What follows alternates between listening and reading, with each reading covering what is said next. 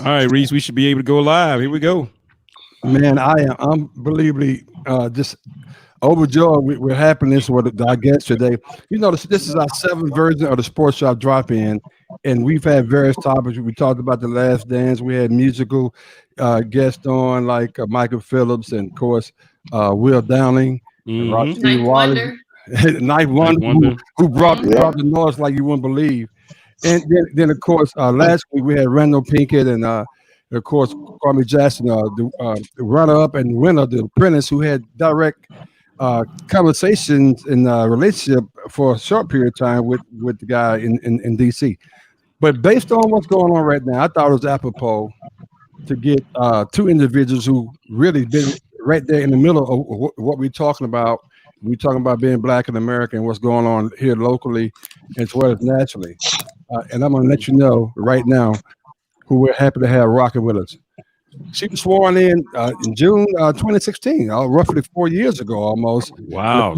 Time flies, huh? in the town of Marsville. I'm talking about Chief Patrice Andrews. And by the way, proud graduate of NCCU. She has been worked a long time with the Durham Police Department for 19 years. And left most recently that job. She was captain and commander with the Durham Criminal Investigations Division. As I mentioned, she's a proud graduate of North Carolina Central University with a degree in criminal justice. She also graduated from the West Point Leadership Academy, and as well as completed the FBI's, if you will, National Academy training. She's a wonderful African American female leader in this area, in this space, and a great representative of NCCU. Welcome, Chief Patrice Andrews. Chief, welcome. Thank you. Unbelievable. Our next guest, we're very, very happy to have is Coach Levelle Moton. By the way, either one of these guests are new to us. They've been supporting us all along. But Coach Levelle Moton, another graduate of a proud graduate of NCCU, played basketball there. It's in the Hall of Fame there. The brother has his jersey hanging on the wall there. He left there and became a high school coach and a trainer. I remember those days, trained a lot of pro athletes. Then left that and became assistant coach at NCCU. Then became the head coach right after, not soon after. He's won several MEAC conference championships as well as several NCAA bids. And I looked this up on Wikipedia. I had to count. He has right now currently 35 coaching awards. 35. Oh, wow. 35 coaching awards. You got he probably didn't know that. I showed it. Like, where they at? He's been known for doing his community day with community, the single mom stuff he's doing. He's an author as well. And just like the chief, he's a tremendous leader and a great representative of NCCU. Welcome, Coach Levelle Moton. Coach, what's going on, man? What's going on, fellas? How y'all doing? When I say the boy got his own Wikipedia, I mean he got his own Wikipedia, man. I know that's right. I don't even know, man. I ain't never been on Wikipedia on mine. My mama might run the account or something. I don't know what's going on with that. He had 35 coaching awards. Of course, I'm D.R. Reese, K-Mac, and Jasmine. Of course, we're part of the Sports Shop. And the Sports Shop Drop-In, we brought along our colleague, NBA World Champion, NC State alum, Chucky Brown. So we all here to rock with you guys. Hey, well, I want to have real, genuine, open conversation. That's why we felt that you guys would be open to that. So the state of America, I just want you guys to just reaction to the last week. We about a week and a day from, of course, George Floyd's situation, which kind of ignited this whole scenario. And Chief, I'm gonna start with you, where you sit and your responsibility to serve and protect. Just talk about your reaction to the whole scenario that we're in right now. Wow, I had a range of, and I still do, of emotions, right? Watching this video and watching this man be killed, watching George Floyd be killed while begging for his life. I can't even properly tell you how I felt. I felt rage, right? And I felt, I was just was upset and emotional, and I wanted to just scream, right? And then I have fear. I still have fear. As a Black woman who is a mother. Yes. You know, those are the first two things in my life. This, while it's my calling, this is you know, this is not who I am. And then it was, you know, what can I do? What kind of call to action? How can I use, you know, what God has given me to honor his memory and honor his legacy and try and do him justice? You know, I remember just starting to really post and wanting to really let people know where I stood, that this for me was something that was unimaginable. And then it was, all right, now I need to make sure that my officers, one, are supported, but also two, get it, right? That they get this, they get it, they get the injustice. You know, and I have Black officers in my ranks. And so they too were going through the same gamut of emotions. And this has been going on.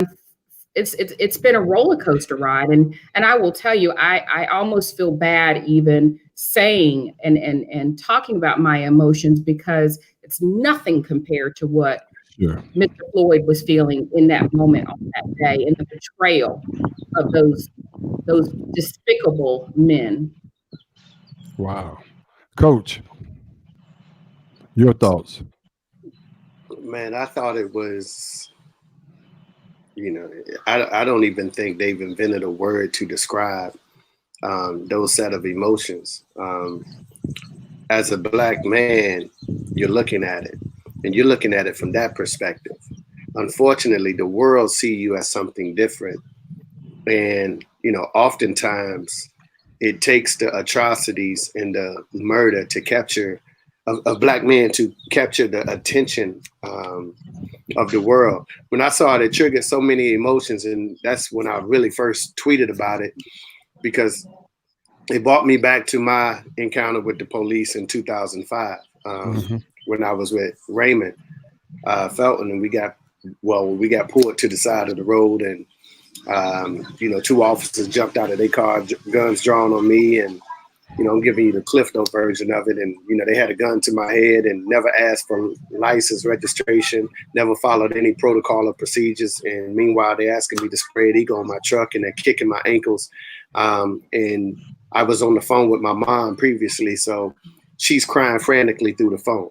And we all love our moms. Yeah. And we all think we've heard every emotion that our mother can give us. But let me tell you, man, it's nothing like hearing the cry of your mother for you to remain alive. That was a different cry. I've never heard or seen her in that situation since. So it just brought back memories that I had to revisit. And it was obviously, it was indeed personal, but it was hurtful.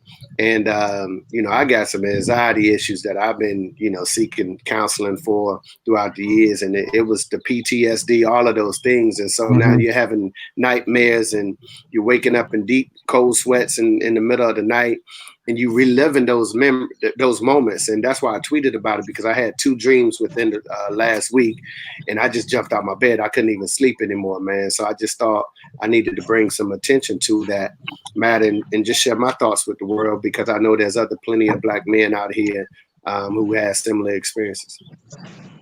Wow. So go ahead, Mac. Yeah, I mean, just listening to you guys talk about, you know, your own personal experiences and emotions. One of the things that, you know, I keep trying to impress on people is, if you talk to a number of African-American males and men of color, 99% have a story like that, which is the point we're trying to prove, is that it's not so unusual. They like to, you know, a lot of times people like to brush it off as being a one-off, or what did this person do? And, you know, all of these things it's unfortunate that we all have a story like that. And it doesn't, you know, it really, and that's what is driving all of this. And the question, and the reason I bring that up, I wanted to ask you guys, is when you think back on it, you kind of say to yourself, yeah, we had Rodney King. Yeah, we had this. Yeah, we had that.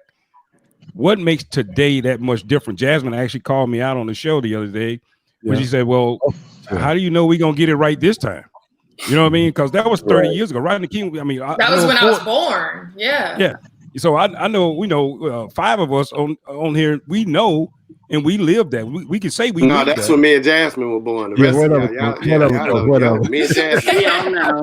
92, Jasmine, I was born today. There we go. Coach, you must have forgot. We got Wikipedia. So yeah, that Wikipedia, my bad. It come back and get you all the time. Every time. So when you guys sit back and think about it, what makes it different for you? What makes you think that something's going to change this time?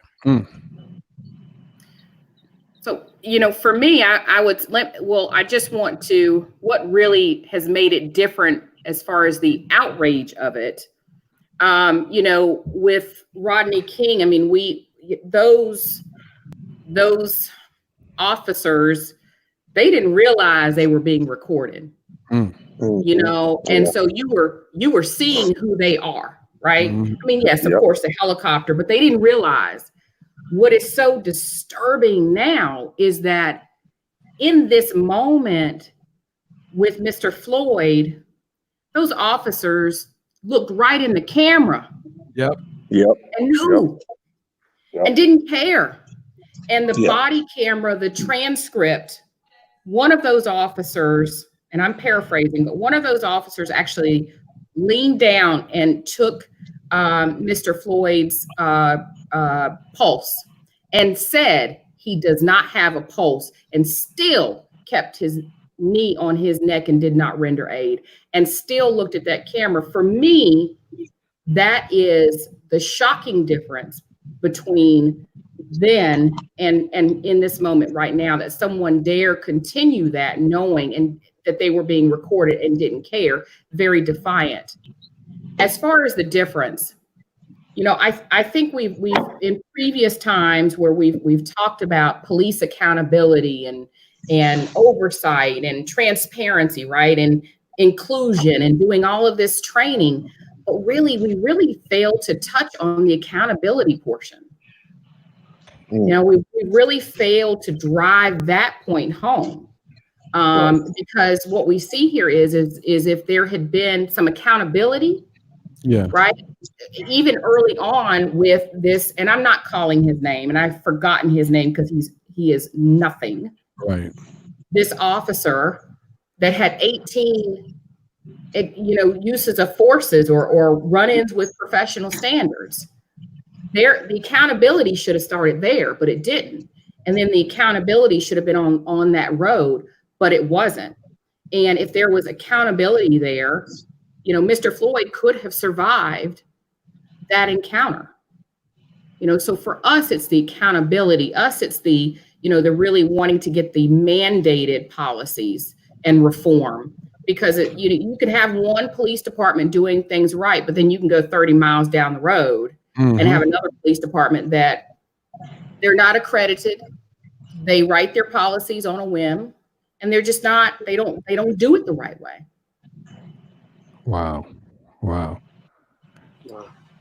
Jazz, are you trying to say anything? Oh, my mic was muted. Sorry. Yeah. Okay.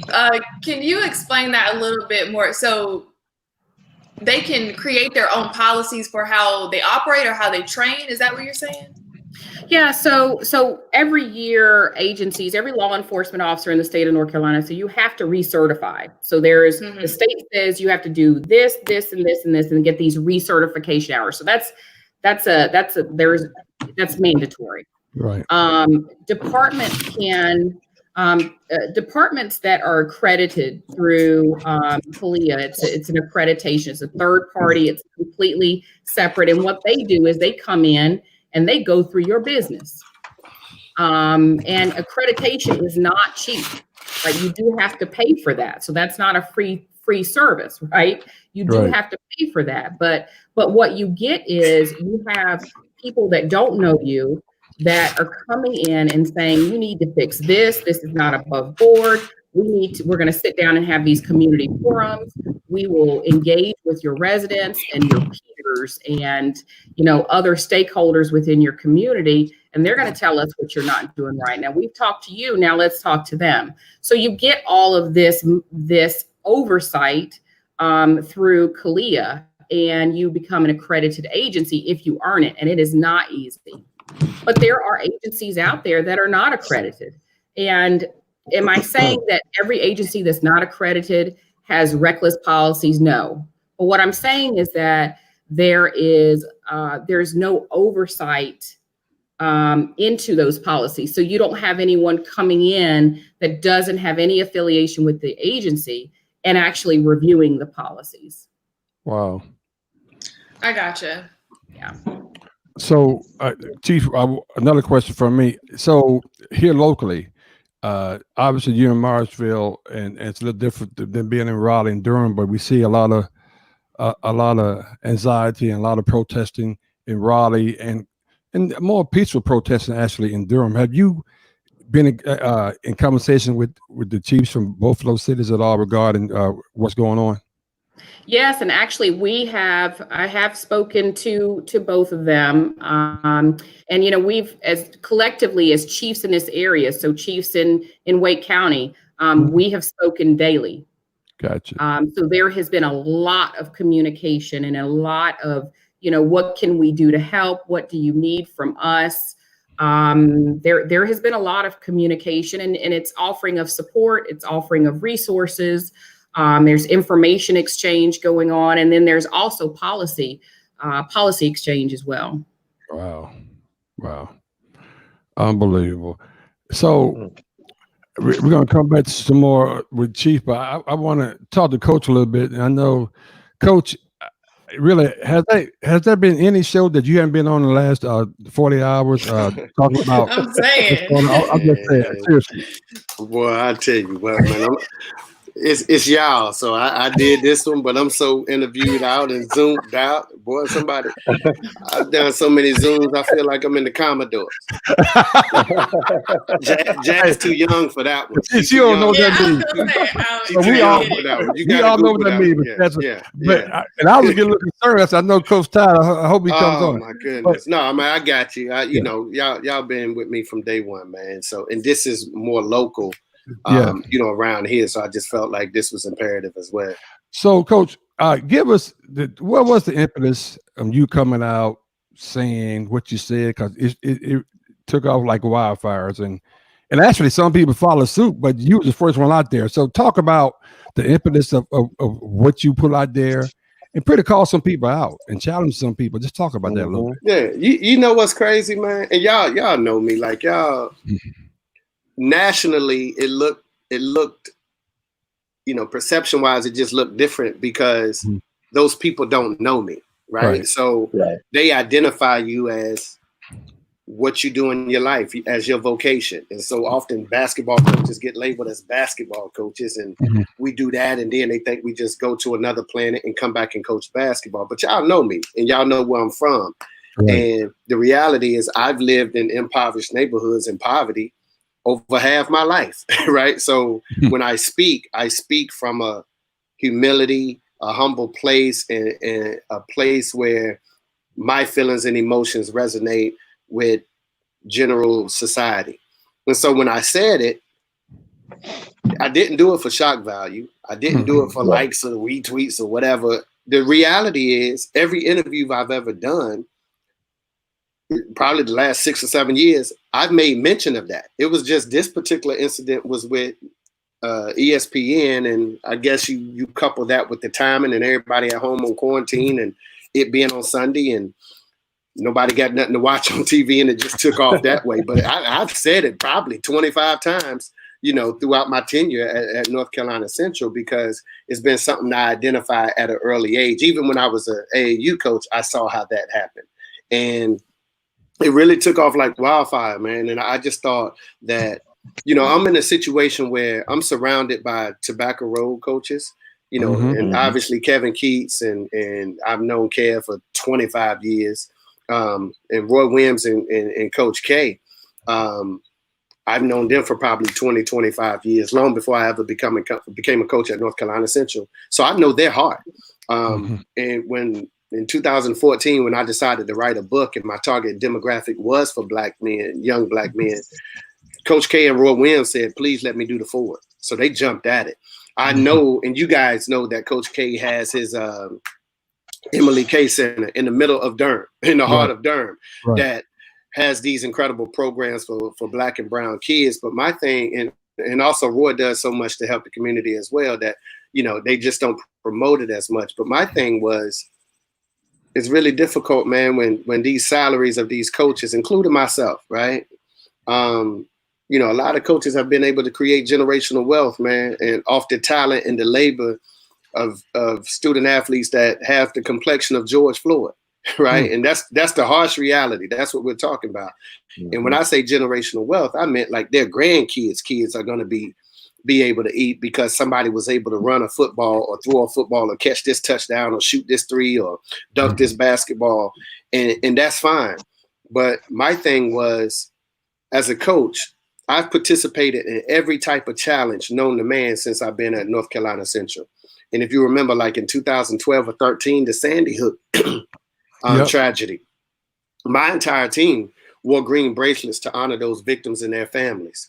And the reality is none of those victims had the complexion of me, but I didn't care because my heart felt for them because they was kids and that tragedy was just an atrocity. Right. So we wore bracelets to honor them and show them that they have our love and support. We've done the ALS challenge, the ice water challenge, and the Coaches versus Cancer challenge. So I was just really holding them accountable to say, okay, I've done all your challenges. Everything that I've done, please reciprocate that right now, because I need you in this George Floyd challenge and bringing attention to this racial injustice. And that's what it was. And, you know, it was, I can't be politically correct because I don't know how to be, right? And even if you were attempting to be politically correct, I don't think that's the time when an innocent life is lost at the hands of police brutality, and we all had an opportunity to witness it.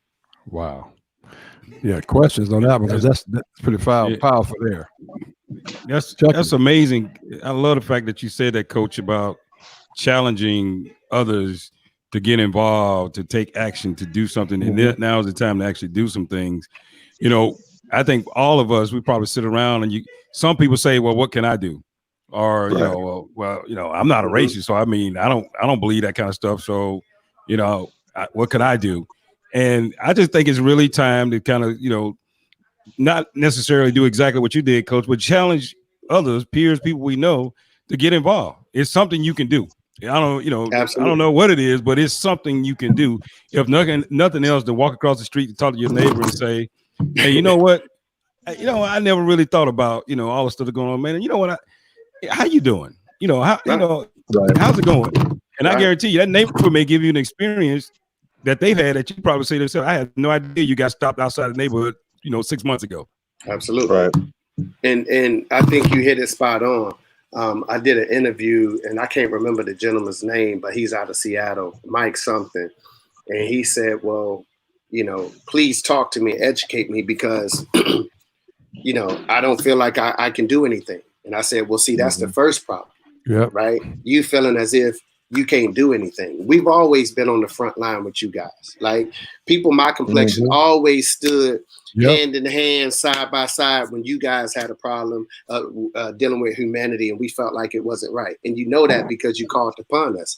We're just calling upon you right now. We're not looking for any empty pledges of solidarity. Like, right now, we need to see consistency and follow through, right? When this is no longer a trending topic, and in 2 weeks, something else has taken over the news and our timelines, we still need the same consistency and follow through that, and the energy that we're talking about and speaking of right now. And I know what I plan to do, you know, in terms of college basketball, because I realize my platform. When I wake up, the first thing I do is thank God for allowing me to see another day, but just blessing me to be one of only 350 coaches in the world, right? To be able to coach a basketball team predominantly with kids of my complexion. And right, the only reason I have a job is because of them. The only reason that Wikipedia page exists is because of them. in terms of the coaching now. Now playing career, that's a whole nother. Hold on, our playing career is a little different.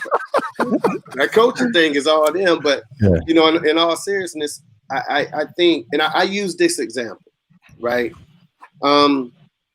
In people love Las Vegas right now, right? It's the strip, it's the hangout, and it's the place of entertainment and so on and so forth. But Las Vegas used to be one of the most segregated cities in the world, right? But that changed when Frank Sinatra said, listen here, I know y'all love me performing, but if you want me to continue to perform, then my buddy over here, Sammy Davis Jr., has to be able to perform on the same stages and stay in the same hotel that I'm staying in. If not, cancel me out. And the rest is history, and it's become Las Vegas as we know it. The '68 Olympics with John Carlos and Tommy Smith, with the picture with them on the platform. That's a remarkable photo, and one that we'll always remember.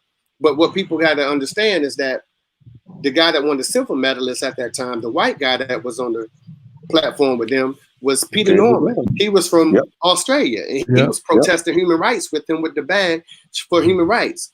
And then we all are old enough, except for Jasmine, to remember MTV when it was really music television.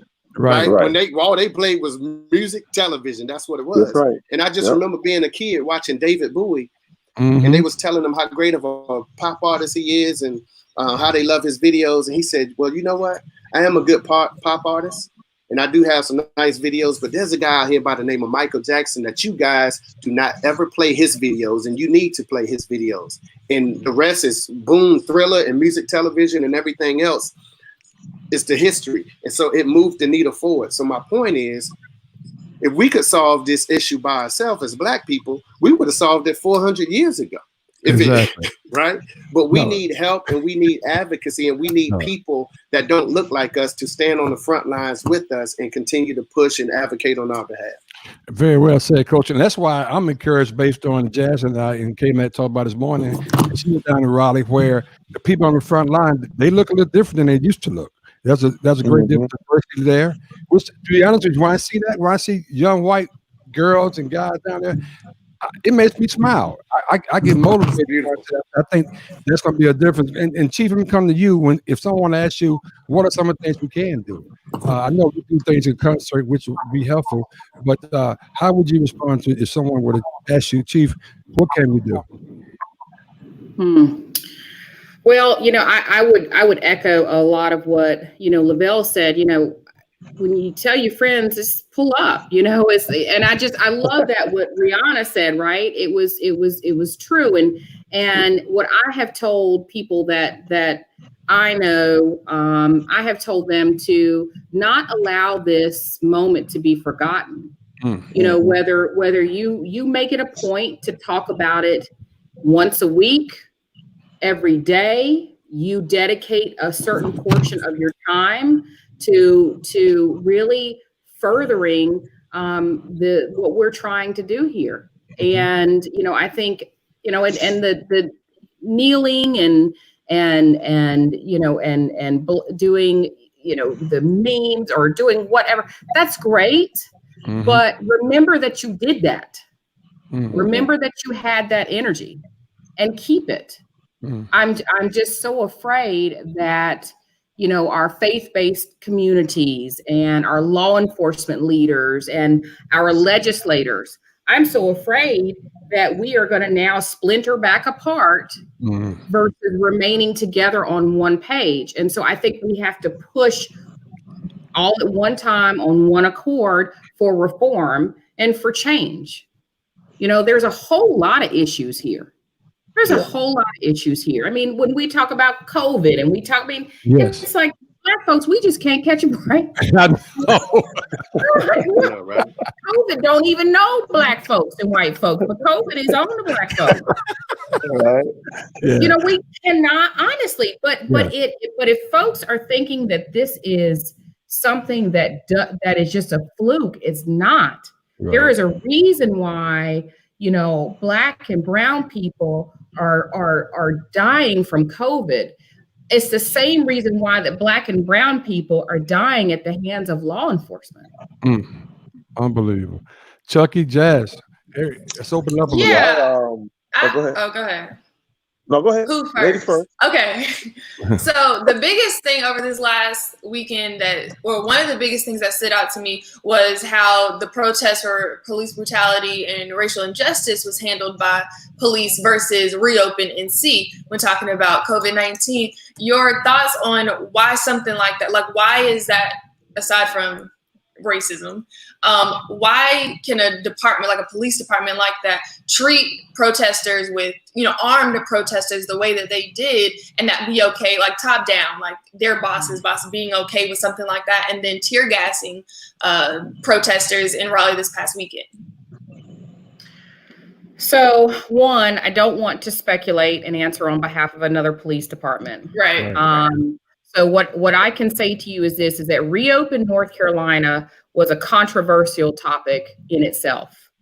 We as law enforcement were tasked with doing something that we have never done, which was trying to enforce something that, is it unconstitutional? Is it constitutional? And what are we doing here? And so, with these folks that were walking around downtown and, with weapons, and I have my own feelings about that. I really do believe that with the protesters, and I'm going to say this, that is a little bit more cut and dry than Reopen NC. And this is why I say this, is because how many protests have we had in surrounding jurisdictions? Each agency has their policies when it comes to activating mobile field force, when it comes to deploying tear gas, and those are policies by those agencies. But what I can tell you is this, is that I know that Chief Chucky Brown and Chief Davis and many chiefs in this area, including myself, that have been trained on the deployment of gas, and when do we do this and when do we not? It is not done lightly. It is not done lightly. And oftentimes, and what I found out, I'm sorry, my dog. Oftentimes, what I found out was that there are some things that happen behind the scenes while the peaceful protests were going on from splinter groups that had gone off and were acting on their own. Wow. And so there were a lot of moving parts. There were protesters that were trying to get into the Wake County Public Safety Building around the backside. So there were other things going on that led to the deployment of gas. So it's never just one peaceful protest. There are so many other things going on that we don't see. So I would say this, Jasmine, that's a great question. I think for me to try and answer for another agency is irresponsible and unfair. But I do know that there are policies that guide all of that. Chuck, you got a question? Yeah, for Chief, she's right at Morrisville. I'm in Cary, and I was just wondering, like, hey neighbor, but I was just wondering, are there any programs that you do? I mean, Morrisville is a little bit of a different community. I think it's a predominantly Indian community, if I'm not mistaken. Correct. But are there programs that you do or that the police department have for kids? Because I'm pretty involved, with the Cary PD. I go speak at their Camp Confidence every year, and anytime they have functions, they invite me to it, and I like to come speak to the kids. Is there any type of programs that you have in Morrisville that are for the kids, that you bring kids out, that you need anybody to come speak to the kids? Yeah. So we work very closely with our Parks and Rec. In planning events with them. We do have a great youth league, with the kids that are involved in civics and things like that. So we do work with them. We are huge into going and talking to the elementary school students, because we don't have many schools. I mean, we have 2 elementary schools. But we do believe that establishing a relationship with them, a positive relationship with them, and really having the officers be there with them is important. So we do a lot of stuff in collaboration with. Okay. Yeah. Mac. Cool. You know, just hearing you guys talk about that, and Chief just talking about, you know, all of the process and things that's in place. I want to ask you guys, because you guys were just talking about what you were challenging others to do and what people should be doing and other things. How much responsibility do you think people in leadership positions hold in leading the way moving forward? Right? Because a lot of people are saying, you know, the protesters, but then there are people in legislature and you know, other positions that can actually make a difference. How much responsibility do you think they hold in actually helping move this forward? A ton. I think if we're going to provoke any kind of change, that's where it has to begin. You know, unfortunately, in our community, sports and entertainment is looked upon heavily in terms of change and indifference. And if by some chance we have someone who's not willing to speak up in the manner in which we think they should speak up, then we'll quote unquote cancel them. But my thing is, I think we rely too much on entertainers and celebrities and things of that nature, right? The people that you pay to look out for your best interests is your local council, right? Like so vote for them, vote for the judges, vote for the city council, vote for the mayor, vote for the governor. These are the people that can directly affect you locally. And not only just vote, this is what we must do as a community. We need to start holding people accountable, right? And the way and the manner in which we do that is don't listen to them give you a presentation. Just simply ask them, what is your plans for Black people? Like, and that's what you should ask. Like everyone else, every other nationality, give me the Black agenda. I don't care about you. And we're so, boy, let me calm down a little bit. Let me calm down a little bit. Y'all already know. We're so easily fooled. We fall for the banana in the tailpipe, right? And they know this. And so what do they give us? They give us the banana in the tailpipe. You can't just come play a saxophone with us no more. You can't put hot sauce in your pocket and go on the local Black shows and hit the whoa and think you're down with us and be invited to like that stuff is played out. What we need from you, reciting rap lyrics and all that, man, later for that. What we need for you is a 10-point Black agenda. How are you going to help me, my family, my people, my kids, my children, my grandkids?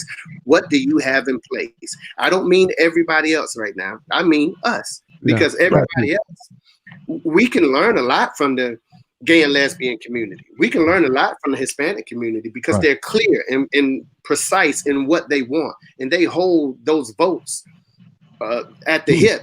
Until you are willing to let them know this is what we're going to do for your vote. And now they release those votes. And that's what we need to do. We need to do the same thing if we want to provoke change.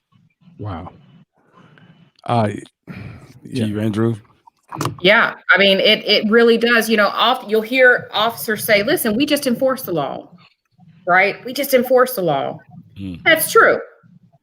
The laws are made by the legislatures. The laws, you know, rules are established by your council members and your mayors and like Levelle was saying. And that's so important because, you know, there are old laws on the books that were there specifically for oppressiveness, to oppress Black folks. And that's, it's the truth. Yes. And I think what I haven't seen, I've seen, I haven't seen a whole lot of politicians come from the legislature to march with any of our protesters. Wow. But it's offensive when the, politicians come out for, let's say, topics that aren't as critical. Or life or death. I have yet to see, and it disappoints me because yes, we are tasked with enforcing the law, and we do have discretion on what laws we enforce. But it is when it's voting time, when it's, we have to be vocal. And Levelle hit the nail on the head when he said coming out and doing the whoa and doing all this other stuff coming out and going to black church speaking. Right. No, right. we got to stop falling for that. Right. Yeah. We have to stop falling for that, hold people accountable, including me, because I am an agency head. I am responsible for the men and women in my purview. I am responsible for the safety and security, not just for the town of Morrisville, but people that come from other areas into Morrisville. Right. I'm also responsible for being accountable for my peers outside of Morrisville as well. I think it's important though that we appropriately place blame and responsibility where it belongs. And it does not always belong on the shoulders of law enforcement. Wow. I see Nice. Randall Pinky chiming in from New Jersey. He's one, I guess, from last week. And he echoed a lot of things you said, you guys both saying today. So that's outside of the house. Let's take it inside the house. And I just did a little quick the scan here. K-Mac, myself, and Chucky, we got all girls. Yep. So Chief and you and Levelle, and Jazz don't have any kids now, but Chief, you and Levelle, you guys are the one that have young black men, right? Girls and boy. I have a girl and a boy. Girl and a boy, right? So does Levelle. So and Coach, you talked about it, and you got 12, 13 young men that you work with every day as your kids. So what do we tell them about America at this particular day? How do we try to keep them focused and give them some level of optimism for the future? What do we tell them? Ooh, man, I think right now you just have to be honest and clear. I honestly don't think now is the time for optimism or painting a pretty picture with a velvet brush, right? Because they're seeing it. So whatever they see, that's the message that you got to convey. It's unfortunate, man, because, I'll speak about my son, Vale, who's 7. This is weird, man. And this is the positions that we're now in as black fathers that no one understands and no one will ever expect you to be going through this. I'm driving 3 days ago, and I'm taking my family. We're going to my mom's house. My mom probably stayed 35, 40 minutes away from him. And my daughter and my son is in the back seat, and my wife is in the passenger seat. And I'm driving down the highway, and she looks over at the speedometer and says, "You need to slow down." And I was like, "What?" I look at the speedometer, and I think I'm going like 45 in a 55. Like everybody that know me know I drive slower than anybody. I'm like, I'm the slowest driving dude out there, right? And I always stay in the right lane. But she telling me I need to slow down, and I look, and I'm already 10 miles under the speed limit. And so I just continue to drive, and she look over again, and she said, "Will you please slow down?" And now I get agitated with her. I'm like, "Man, dude, you need an iPod or something, like just like don't tell me how to drive. Y'all know how we do. Don't be telling me how to drive." So we get like a couple of miles down the road, and she said, "You just don't get it right now, huh?" And I was like, "What you mean?" She said, "I don't need you giving any of these police officers a built-in excuse for them to come possibly kill you, and you have to replay that situation in 2005 in front of our family." She had tears in her eyes. And so now my son is saying, "Mommy, why are you crying?" So when we got to my mom's house, I had to explain to him what's going on in the world. So, and I let him watch the George Floyd video along with my daughter, right? Wow. And because if they're going to see it, they have to see it from me. They have to know this stuff exists. And it's unfortunate because you're taking their innocence and purity away. As a father, you feel guilty. You just want a kid to be a kid and just think the world is just like this incredible place until you become an adult. But they have to be introduced to that right now. And it's the same with the basketball team in my program. It's business as usual for us because I stay on them because they're a year or two away from going out here in this real world. So we have segments where we call it the real, where we teach them real life situations, and we kind of roll and rehearse these situations where we'll go in the gym and put 2 chairs in front, 2 chairs in back, and we act like they're all in the seat. And this is what happens in case an officer pulled you guys over. You don't need to be talking. Keep both hands on the steering wheel. Memorize your driver's license number and ask them 2 or 3 times, or she 2 or 3 times, if you can reach for your driver's license before you're doing that. And it just affects you in every kind of way, man. And I told my white neighbors the other day, we were talking, I said, what y'all don't understand is I have goddaughters that's driving now. And I have sons that's driving. They're like 16 years old. And when I teach them how to drive, I'm not teaching them how to change lanes and parallel park and do 2 and 3 point turns. I got to teach them how to prepare in case an officer pulls them over just simply for the color of their skin. And I said, that's a reality that you guys don't know anything about. Chief, I'm curious, as Chief, Jazz, I'll let you jump in after as Chief this. As Chief, what kind of communication do you have with your son? Yeah, I mean, these kids are smart. They are wise beyond their years. And, it is, you have to be very honest with them. You have to allow them to experience this time that we're in to the fullest. My son has seen the George Floyd video. He has seen that. It was shocking, obviously, to him. And then there's just a discussion, right? So I think we've evolved from the talk, right? I think the talk has now changed. Yes. And it as it should. And what I tell him is that, when a police officer, if you encounter a police officer, because he's going to be driving soon, and I'm worried. I worry whenever I allow him to go play basketball with his friends.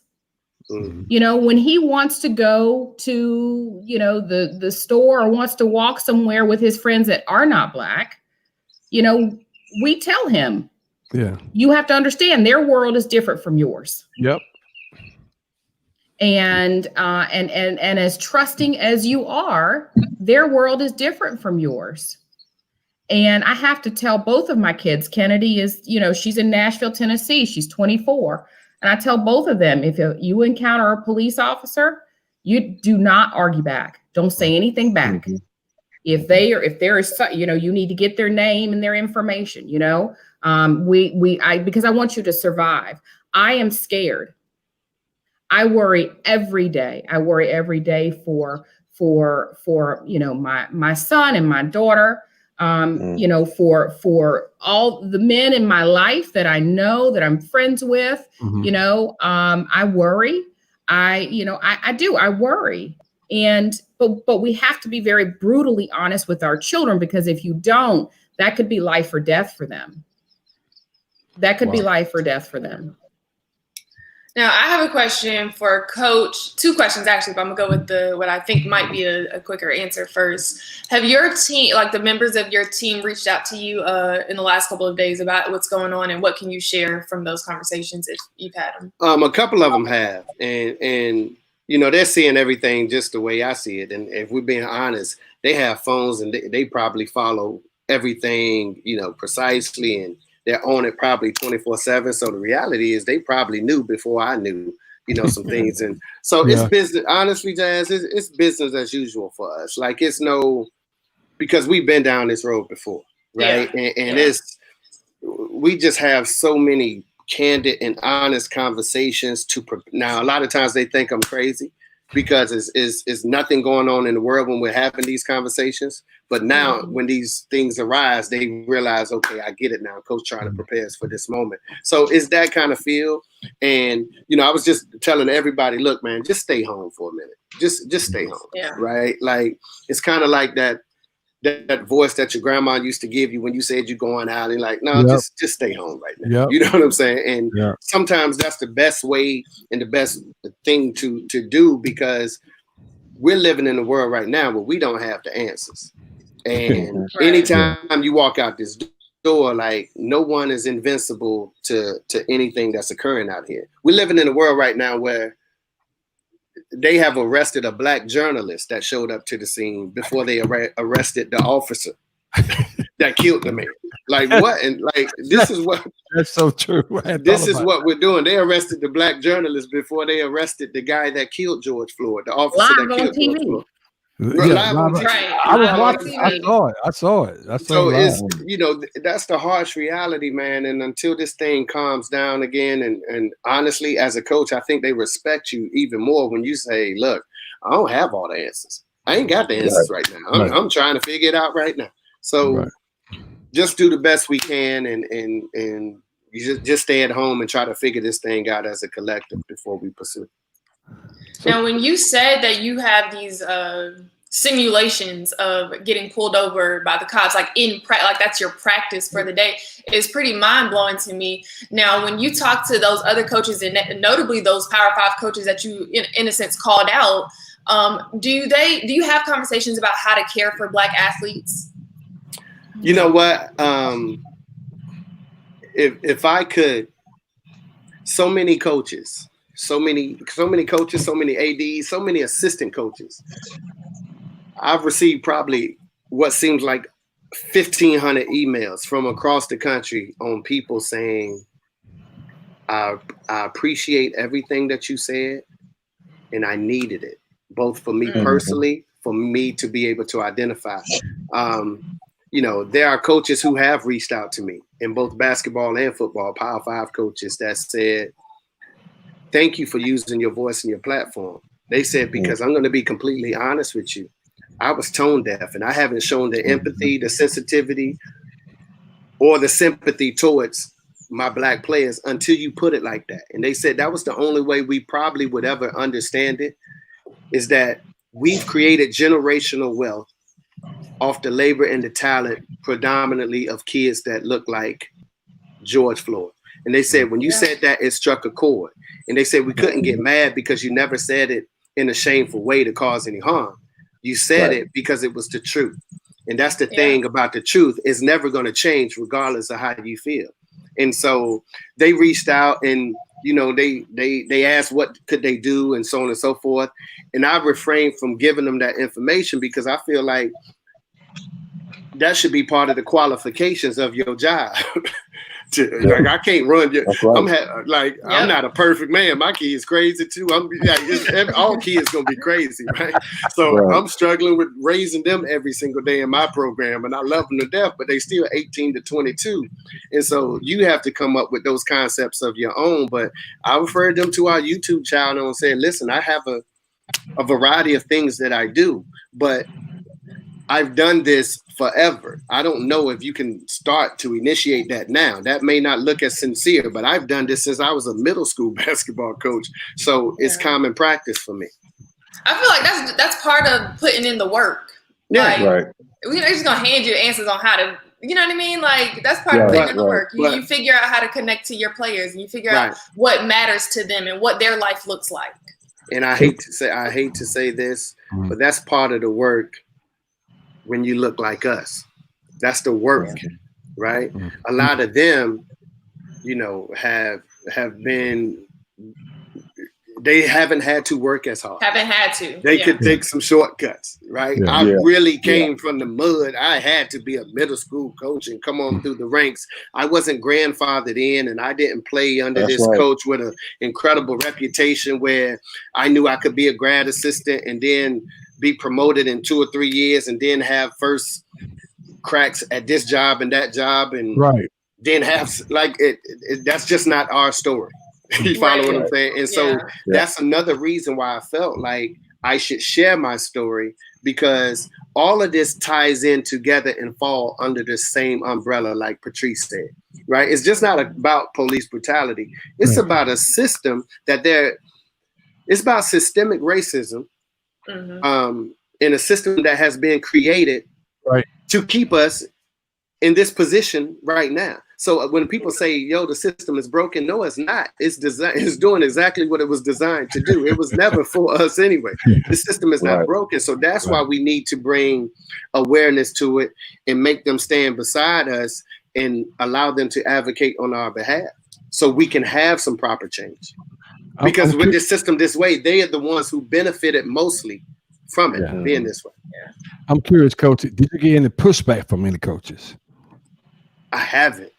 Okay. Right. That's the craziest thing. Like you know, you got some weirdos on Twitter and all these apps, and I'm, you know where I'm from. I don't care about nobody tweeting me 140 characters. Like, yo, I don't care about none of that stuff.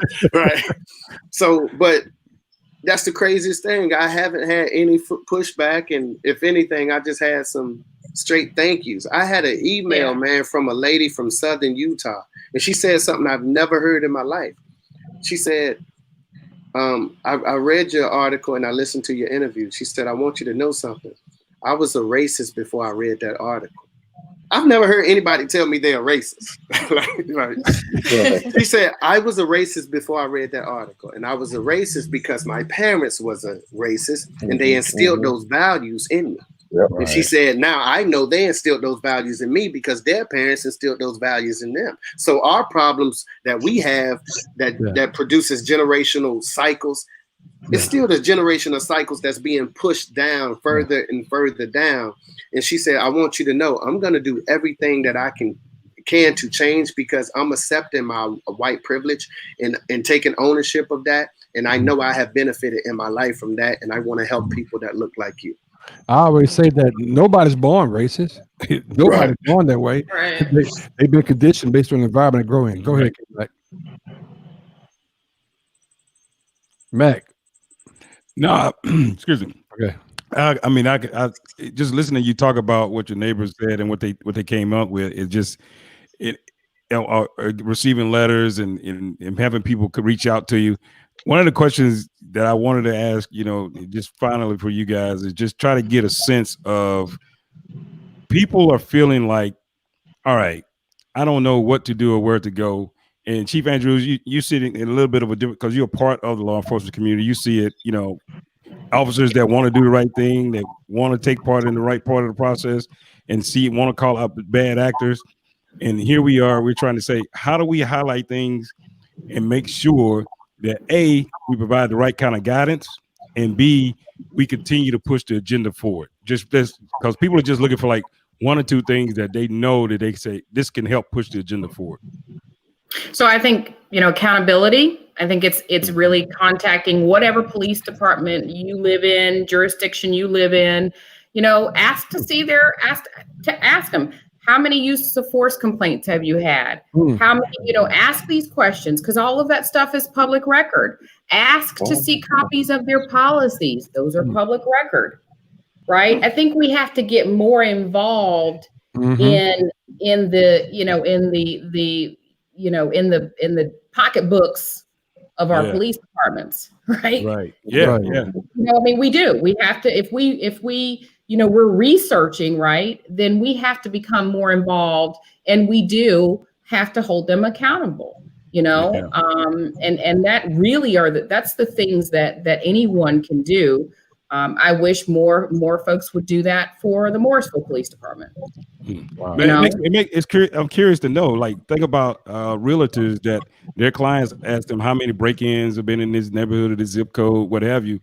They could be asking the same question. So what's the rate of police involved shootings in this area? What's the rate of complaints, you know, for this police department or this precinct?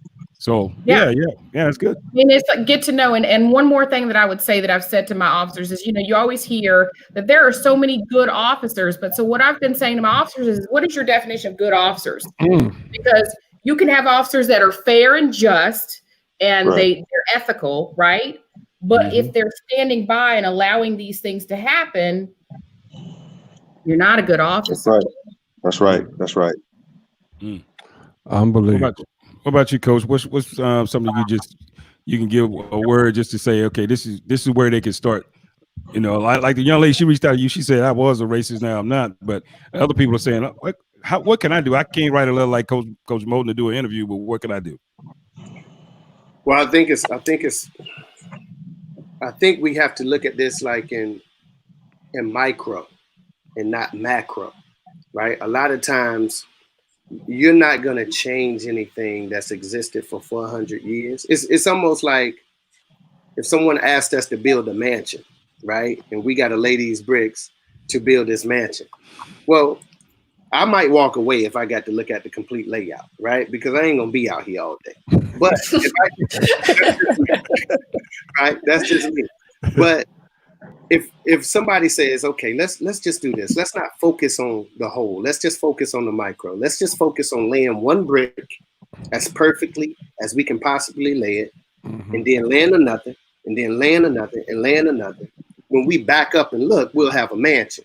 But if we focus on doing the mansion first, a lot of people's gonna check out. So I'll just use that analogy and say, just lay one brick at a time. Whatever you think you can do. It can be, again, going to the voting polls. Like that's the first thing that you can do. Going to the voting polls and not just doing this whenever it's a trending topic and voicing your concerns and opinion. I myself I'm going to the meet with the mayor, Mary Ann Ball. Like her and I are gonna have a sit down along with Corey, like, because I understand my platform and I've always been extremely active in the community for this very reason alone, because I can't change Minnesota. I don't have that power. Martin Luther King ain't have it. Jesus tried to do it. Like, I can't do it, right? I can change myself and my community with one person and one brick at a time. And that's what I encourage everyone else to do, because it's not our job to fix something. It's not our job to fix a problem that we didn't create. As we always say around this time, we definitely want to be conscious of you guys' time, so we're up against it. You guys have any, Chucky, Jasmine, K-Mac, you guys have any lingering questions we want to ask these individuals before we let them go? I just have another question for the chief. Like how is it difficult for you? And I know you've been in law enforcement for years, but is it difficult for you being a Black woman? And I'm just assuming here that you're amongst, mostly white males as police chiefs. When you go to like gatherings, is it difficult for you? Do you feel like you have to be, a little firmer, when you're in conversation with them? I hope I'm asking the question right. Yes. But, is it difficult? Do you feel it? Well, I mean, I know you've been there a while, or did you find it difficult earlier, being Black and being a woman, to have conversations with most of the other chiefs that were probably male and white? Yeah, no, that's a great question. So yes, so I would say yes and yes. I think when we as women and then we as Black women, we get in these positions, people step back and say, okay, well, what's she gonna do with it? Right. How much did she really know? I think, did she really get put in this position because they needed to check a box, So there always has been that. And so when we attend conferences, so IACP, the International Association of Chiefs of Police Conference, police chiefs from all around the world, all across the country, come to these things. And yes, so, you do have to be a little firm. Okay. You do have to be, you can't walk around like they can in your khakis and your polo shirt. No, you have to walk around. You need to put your heels on. You need to be straight. Right. Because they are looking at you and they are watching you. So there is always that proving, right, that you deserve to be where you are. But once you open your mouth, you're just confirming to them that you got here because of who you are and what you have up here and your ability to communicate and really to affect change.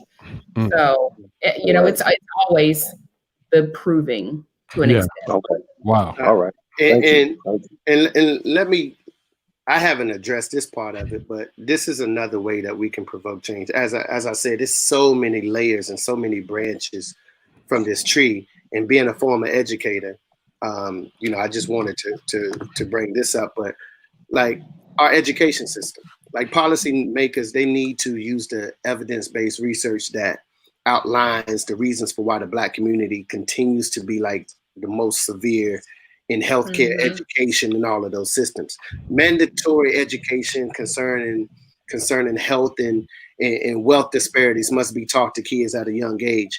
Those textbooks that's downplaying the severity of slavery and honoring people like Christopher Columbus, like those things need to be thrown out. Let me tell you this, man.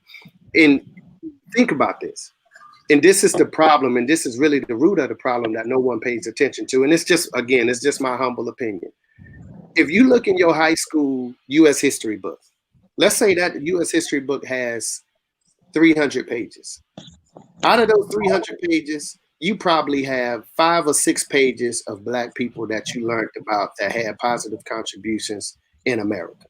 And those 5 or 6 Black people is Harriet Tubman, Jackie Robinson, Martin Luther King, Rosa Parks, and you might get a Hank Aaron or someone else. You might, and some Martin, you might get that, right? And this generation may get a Obama and maybe a LeBron or Michael Jordan coming in there, right?